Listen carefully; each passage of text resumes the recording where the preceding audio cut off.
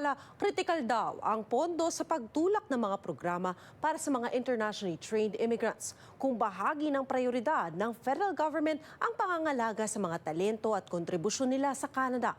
Isang Filipino registered nurse sa Calgary ang bahagi sa pinaplanong paglunsad ng isang national licensing process para sa mga mabisang pagkuha ng lisensya ng mga internationally educated nurse. May report si Paula Saraza.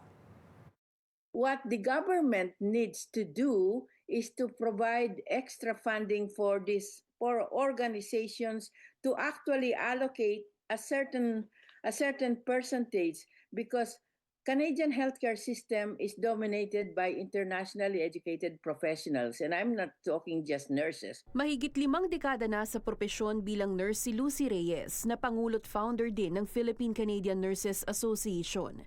Pero bago ang mga tagumpay sa propesyon, dinanas niya rin ang mabigat na hamon sa pagkuha ng lisensya at makapagtrabaho bilang nurse. Ito kahit pa lisensyado na sa New Jersey bago lumipat sa Calgary. Ang pinagdaanan, 50 taon na ang nakararaan, pero tila danas pa rin daw sa kasalukuyan ng mga IEN. 2015-2016, there were 12,000 or more immigrants, Filipino immigrants in Alberta. And out of those immigrants, 56% are actually working in healthcare and under-resourced. By that mean is they would have had their professional designation as a nurse or pharmacist or doctor, but they're underutilized because of the credentialing system. Bahagi sa pre-budget announcement ni Prime Minister Mark Carney nitong Miyerkules ang pagtutok sa immigration at posibleng pagbibigay prioridad sa immigrant talent.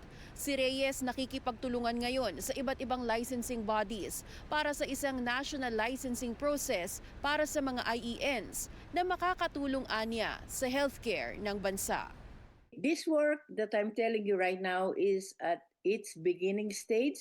Very early to say, but I can already see successes in terms of making the healthcare system within Canada a little bit more transparent. Sakop ng provincial government ang healthcare, kung kaya't magkakaiba ng patakaran ang bawat regulatory body pagdating sa licensing.